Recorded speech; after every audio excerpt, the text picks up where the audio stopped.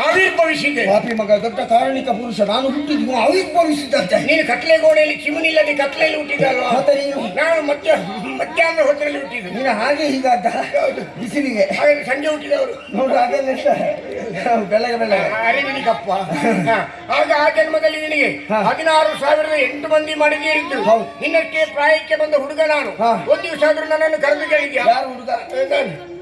ನಿನ್ನಕ್ಕೆ ಪ್ರಾಯಕ್ಕೆ ಬಂದ ಹುಡುಗ ನಾನು. ಅವತ್ತು ಇವತ್ತಿನ ವಿಷಯ ಬೇಡ. ಆಗ ಒಂದು ದಿವಸ ಆದ್ರೂ ನನ್ನನ್ನು ಕರೆದು ಹೇಳಿದ್ಯಾ? ಈಗ ವಿಜಯ, ನನಗೆ ಇಷ್ಟು ಮಂದಿ ಹೆಂಡತಿಯರಿದ್ದಾರೆ, ಅದರಲ್ಲಿ ಒಂದು ನೀನ್ ತಗೊಂಡ ಕೊಟ್ಟಿದ್ಯಾ? ಬೇಡ, ನೋಡುವುದೇ ಇಲ್ಲ. ಅಷ್ಟು ನೀನು ಒಬ್ಬನೇ ಅಬ್ಬಾ. ಎಷ್ಟು? ಅಷ್ಟು ನೀನು ಒಬ್ಬನೇ ಅಬ್ಬಾ. ಹೇಗೆ? ಆಹಾ, ಹೇಗೆ? ಎಂತದದು? ಅಷ್ಟು ನೀನು ಒಬ್ಬನೇ ಮಿತ್ರ. ಅವಳು ಹೆಣ್ಣು, ಅದು ಹಣ್ಣಲ್ಲ. ಹಣ್ಣಿಗೂ ಏನು ವ್ಯತ್ಯಾಸ? ಈ ಹಣ್ಣನ್ನು ಯಾರು ಬೇಕಾದ್ರೂ ಹೇಗೆ ಬೇಕಾದ್ರೂ ಹಂಚಿಕೊಳ್ಳಬಹುದು. ಸರಿ. ಆದ್ರೆ ಹೆಣ್ಣನ್ನು ಯಾವುದೇ ಕಾರಣಕ್ಕೆ ಯಾವುದೇ ಕಾಲಕ್ಕೆ ಯಾರು ಹಂಚಿಕೊಳ್ಳುವ ಹಾಗಿಲ್ಲ. ಅದೇ ನನಗೆ ವಿಚಿತ್ರ ಆದದ್ದು. ಏನು? 7 ವರ್ಷದ ಹುಡುಗಿಂದ ಹಿಡಿದು 70 ವರ್ಷದ ಮುದುಕಿಯರು ನಿನ್ನ ಬಳಿ ಬರ್ತಿದ್ರು.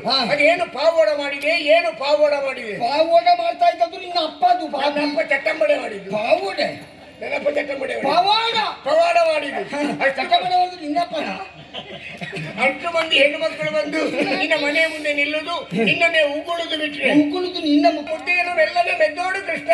ಏಳು ಏಳಯ್ಯ ಪುಡಿ ಕೃಷ್ಣ, ನಂದು ಕಿವಿಸೋರ.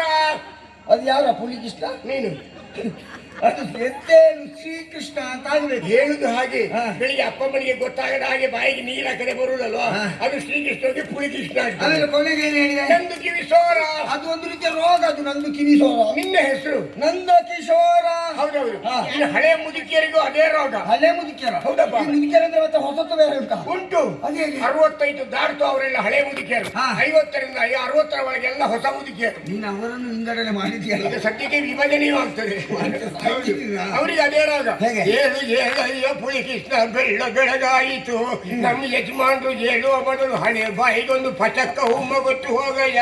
ಏಳು ಏಳಯ್ಯ ಸೀಮೆನೆ ನಾರಾಯಣ ಬಸ್ಕು ಬಸ್ಕು ಬಸ್ಕು. ಅದೆಂತದ ಬಸ್ಕು ಬಸ್ಕು? ಶುಟಿಮೆಟ್ಟಿಗೆ ಪಿ ಹೋಗಿದೆ, ಗಾಳಿ ಗಾಳಿ ಮಾತ್ರ ಬಸ್ಕು ಬಸ್ಕು ಬಸ್ಕು. ಅದು ಯಾರು? ಸೀಮೆಣ್ಣೆ ನಾರಾಯಣ? ನಿನ್ನನ್ನು ಸೀಮೆಣ್ಣೆ ನಾರಾಯಣ ಅಲ್ಲ, ಶ್ರೀಮನ್ನಾರಾಯಣ. ಹೇಳುದು ಹಾಗೆ. ಒಂದೇ ಒಂದು ಹಲ್ಲಿಲ್ಲ, ಬೋಡುವಾಯ ಅಲ್ವಾ? ಬಚ್ಚಲು ಮನೆ ಅಂಡೆ ತೆಗೆದ, ಬಚ್ಚಲು ಮನೆ ಅಂಡೆಯ ಬಾಯಿ ತೆಗೆದ ಬಾಯ್ದು ಶ್ರೀಮನ್ನಾರಾಯಣ. ಆಮೇಲೆ ಶಯನ ಮಾಡಿದ್ದಲ್ಲಿ ಸೀರೆ ಸೆರಗಲಿ ಶಯನ. ಸೀರೆ ಸೆರಗಲಿ ಶಯನ ಮಾಡಿದ್ದು ನಿನ್ನ ಮಾವ. ಅದು ನನ್ನ ಮಾವ ಗೋಂಚಿನಲ್ಲಿ ಮಲಗ್ತಿದ್ದ. ಕ್ಷೀರ ಸಾಗರ ಶಯನ. ಹಾಗೆ ಹೇಳುದು ಬೋರ್ಡ್ ಬಾಯ ಅಕ್ಷರ ವ್ಯತ್ಯಾಸ ಆಗ್ತದೆ. ಮಿತ್ರ, ಈ ಹೆಣ್ಣನ್ನು ರಾಜ್ಯರು ಯಾವುದಕ್ಕೆ ಹೋಲಿಸಿದ್ದಾರೆ ಹೇಳು? ಯಾವುದಕ್ಕೆ? ಒಂದು ಸುಂದರವಾದಂತ ವೀಣೆಗೆ ಹೋಲಿಕೆಯನ್ನು ಕೊಟ್ಟಿದ್ದಾರೆ. ಯಾಕೆ ಹೇಳು? ಆ ವೀಣೆಯ ತಂತಿಯನ್ನು ಸರಿಯಾದಂತ ರೀತಿಯಲ್ಲಿ ಮೀಟಿ ನಾದವನ್ನು ಎಬ್ಬಿಸುವುದಕ್ಕೆ ಯಾವಾತನು ಸಮರ್ಥನೋ ಅವನಿಗೆ ವೀಣೆ ಎನ್ನುವುದು ಒಲಿಯುತ್ತದೆ. ಈ ಹೆಣ್ಣು ಮಕ್ಕಳು ಕೂಡ ಭಯಂಕರ ಸಂಗ್ರಹ ಮಾಡಿದ್ಯಲ್ಲೋ. ನಿನಗೆ ಹೇಳ್ತಿದ್ರೆ ಅದು 32,000 ಆಗ್ತಿತ್ತು, ಗೊತ್ತುಂಟಾ? ಇಲ್ಲಿ ಅದಕ್ಕೆ ಹೇಳಿಲ್ಲ ಮಾತ್ರ. ಆದ್ರೆ ಒಂದು, ಈಗ ನಿನ್ನ ಅಂತರಂಗದ ನೋವು ಏನು ಇದನ್ನು ನಾನು ಅರ್ಥ ಮಾಡಿಕೊಂಡೆ. ಆ ಕಾಲಕ್ಕೆ ನಾನು ಅಷ್ಟು ಮದುವೆ ಆಗುವಾಗ ಒಂದೇ ಒಂದು ಮದುವೆ ನಿನಗೆ ಮಾಡಿಸಬೇಕೆನ್ನೋ ಒಂದು ಕಲ್ಪನೆ ಇರಲಿಲ್ಲ. ನೀನು ಎಷ್ಟೊತ್ತಿಗೆ ಕಲ್ಪನೆಗೆ ಹೋಗ್ತಿ ಯಾರಿಗೂ ಗೊತ್ತು. ಭಾವನ ಲಹರಿಯಿಂದ ಆಡಿದ್ದ. ಭಾವನ ಲಾರಿಯಲ್ಲಿ ಹೋಗುವಾಗ ನನಗೆ ಇಲ್ಲಿ ಬೊಜ್ಜೆ ಆಗ್ತದೆ. ಹಾಗಲ್ಲ, ಯೋಚನೆ ಮಾಡಬೇಡ. ಈಗ ಅವತ್ತು ಅಷ್ಟು ಮದುವೆ ಆಗಿದ್ದೇನೆ, ಸರಿ ಹೌದಾ? ಅದು ಅಲ್ಲಿಗೆ ಸರಿ. ಈಗಷ್ಟು ಮದುವೆ ಆಗುವುದಕ್ಕಾಗುವುದಿಲ್ಲ. ಯಾಕೆ ಹೇಳು? ಏಕಪತ್ನಿ ವ್ರತ. ಏಕಪತ್ನಿ ವ್ರತ ಅದು ನಿನಗೆ ಸಮಸ್ಯೆ, ನನಗಿಲ್ಲ. ಒಬ್ಬಳೇ ಹೆಂಡತಿ. ವೈಕುಂಠವನ್ನು ತೊರೆದಂತ ಲಕ್ಷ್ಮಿ ನೇರವಾಗಿ ಧರೆಗಿಳಿದು ಕರವೀರಪುರದಲ್ಲಿದ್ದಾಳೆ. ಈಗ ನೋಡು, ನಿನ್ನಲ್ಲಿ ಒಂದು ಮಾತು ಕೇಳ್ತಾರೆ. ಮನೆಯಲ್ಲಿ ಗಂಡ ಹೆಂಡತಿಗೆ ಜಗಳವಾಗಿ ಹೆಂಡತಿ ಕೋಪ ಮಾಡಿಕೊಂಡು ತನ್ನ ತವರು ಮನೆಗೆ ಹೋದ್ರೆ ಈ ಗಂಡನಾದವ ಏನ್ ಮಾಡ್ಬೇಕು? ಅವಳ ಅಪ್ಪನ ಹತ್ರ ಇವನ ಮಾವನ ಹತ್ರ ಮಾತಾಡಿ ಅವಳನ್ನು ಕರೆತರಬೇಕು. ಮತ್ತೆ ಮರು ದಿವಸ ಊರವರನ್ನು ಒಟ್ಟು ಸೇರಿಸಿ ರಾಜ್ಯ ಪಂಚಾಯತಿಗೆ ಮಾಡಿ ಕರೆತರಬೇಕು. ಇವ್ನು ಆಯುಷ ಪೂರ್ತಿ ಇದಾದ್ರೆ ಹೆಂಡತಿಯ ಚೀಲಾಡ್ಕೊಂಡು ತಿರುಗುವುದೇ ಆಯ್ತು. ನೀನಾದ್ರೂ ತಿರುಗುವುದು ಎಲ್ಲರಿಗೂ ಆಗ್ತದ? ನಾನು ಎಲ್ಲೆಲ್ಲಿ ತಿರುಗುವುದಿಲ್ಲ, ಮನೆ ಅಂಗಳದಲ್ಲಿ ತಿರುಗುವುದು ಚೀಲಾಡ್ಕೊಂಡು. ಅದೇ ಮನೆಯವರಿಗೆ ಸಂಶಯ, ಯಾವಾಗಲೂ ಊರಿಡಿ ತಿರುಗ್ತಾರೆ, ಇವತ್ತೇ ಇಲ್ಲಿ ತಿರುಗುವುದು ಅಂತ. ಕಾರ್ಯಕ್ರಮ ಎಲ್ಲ ಪುರುಷತ್ತಲ್ಲಿದ್ದಾರೆ, ಹಾಗೆ ತಿರುಗ್ತಾ ಇದ್ದೆ. ಹಾಗಲ್ಲ, ಅದಕ್ಕಾಗಿ ಒಂದು ವ್ಯವಸ್ಥೆಯನ್ನು ಮಾಡಿದ್ದು. ಸರಿ, ಈ ರೀತಿಯಾದಂತ ರೂಪವನ್ನು ಧರಿಸಿದ್ದೇನೆ. ಈಗ ನಾವು ಬೇಟೆಗೆ ಹೋಗುದು. ನಿನ್ನಲ್ಲಿ ಹೇಳಿದ್ದೇನೆ, ಮೃಗ ಬೇಟೆ ಅಲ್ಲ, ಮೃಗಾಕ್ಷಿಯ ಬೇಟೆ. ಹೌದು, ಮೃಗಾಕ್ಷಿಯ ಬೇಟೆ ಅಂತ ಹೇಳಿದ್ರೆ ಹೇಗೆ? ನಾವು ಅವಳನ್ನು ಅರಸುತ್ತಾ ಹೋಗಬೇಕು.